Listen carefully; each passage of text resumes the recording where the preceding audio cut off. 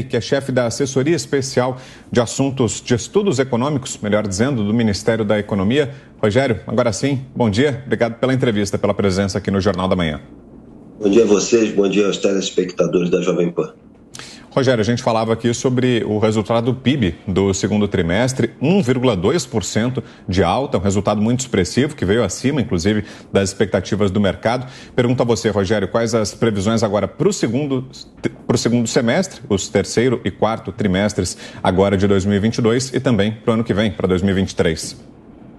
Olha, nós estamos revendo as previsões em face desse novo número que saiu do IBGE. O governo, todo trimestre, o Ministério da Economia revê essas expectativas.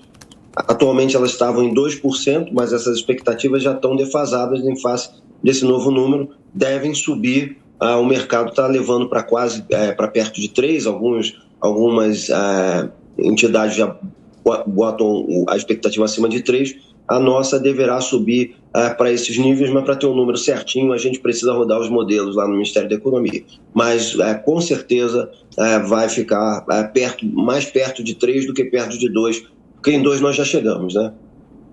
E agora, quais são os principais fatores que influenciaram neste resultado? Olha, nós temos o setor de serviços crescendo muito forte, né? Não só retomada pós-pandemia, mas tem alguma coisa a mais, além da retomada. Nós temos o consumo das famílias realmente também muito forte. Isso se deve ao fato de que, apesar da renda média ainda não ter chegado nos níveis do ano passado, a massa salarial, o total de salários pagos, está crescendo. O número de pessoas ocupadas também está crescendo. Nós estamos um número quase 100 milhões de pessoas ocupadas. Boa parte dessas, mais da metade dessas pessoas com empregos formais, com carteira registrada, é recorde também. E isso aumenta o consumo das famílias e isso puxa o PIB. Também tivemos um número muito forte de crescimento do investimento, a formação bruta de capital fixo. Quer dizer que nós temos boas perspectivas para o futuro, porque as empresas estão investindo, chegaram num nível bastante alto de investimento. Rogério, quem faz a próxima pergunta é o nosso comentarista, o Fernando Conrado. Olá, Rogério, boa tarde, como vai?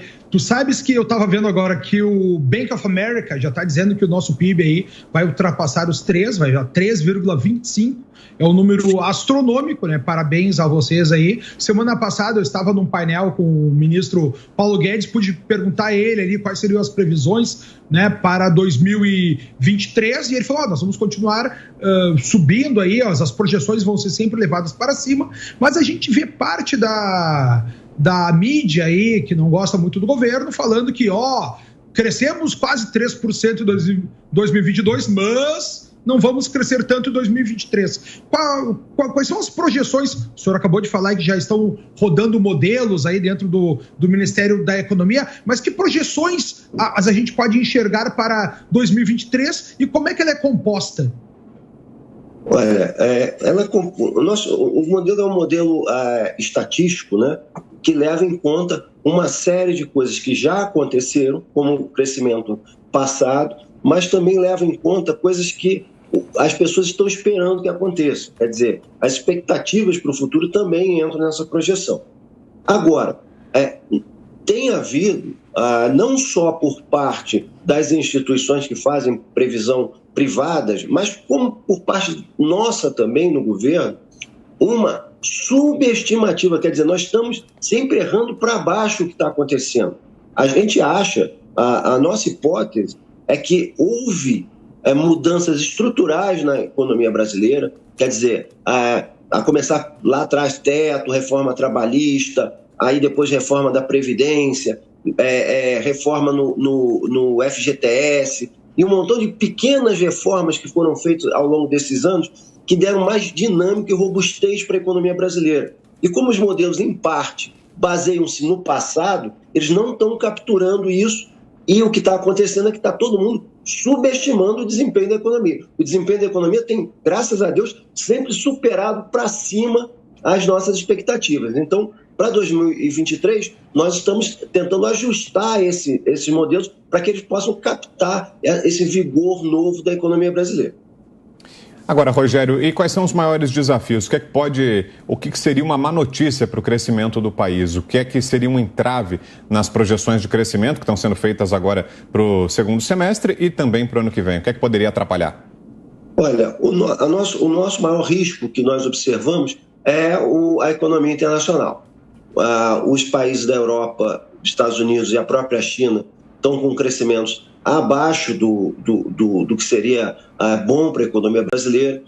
Isso está se refletindo, em parte, nas nossas importações e exportações. Quando a gente olha aqui, nós tivemos,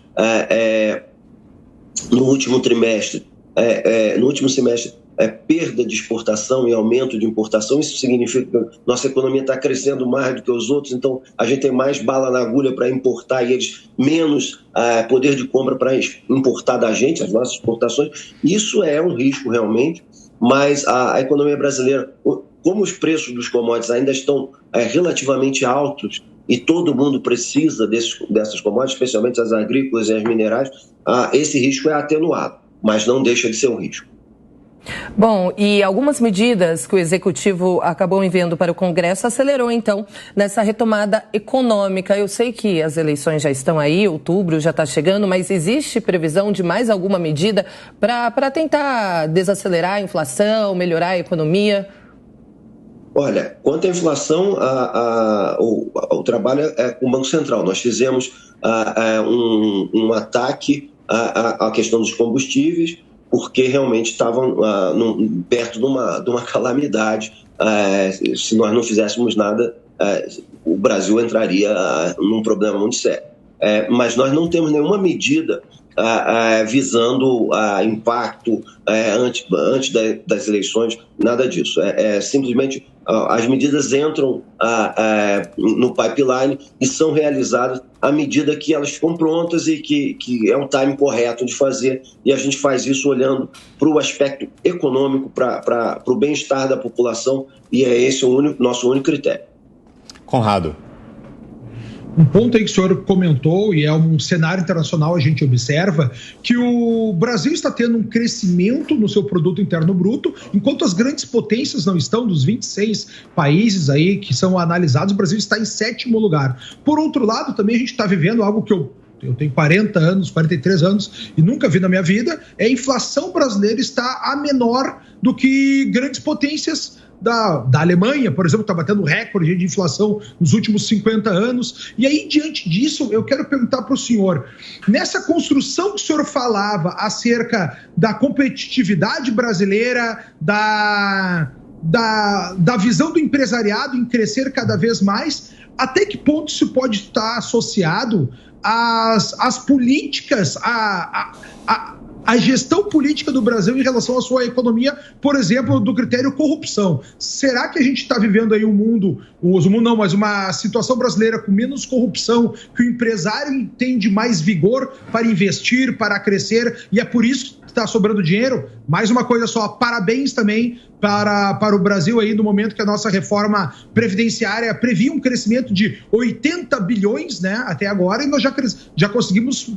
quase o dobro disso aí. Isso aí que pode possibilitar os auxílios que a gente está vendo no Brasil nesse momento aí de crise internacional. Olha, quanto à questão da corrupção, é óbvio que sempre atrapalha.